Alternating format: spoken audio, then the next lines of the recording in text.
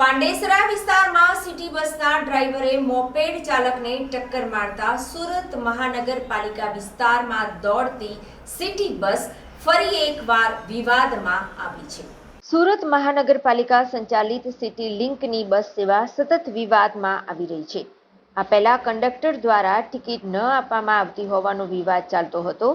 ત્યારબાદ ડ્રાઈવરોની હડતાલ તથા અકસ્માતના કારણે સિટી બસ વિવાદમાં આવતી હતી। જોકે આજે પાલિકાના બસ ડ્રાઈવર પીધેલી હાલતમાં હોવાના આક્ષેપ સાથે લોકોએ હોબાળો મચાવ્યો હતો।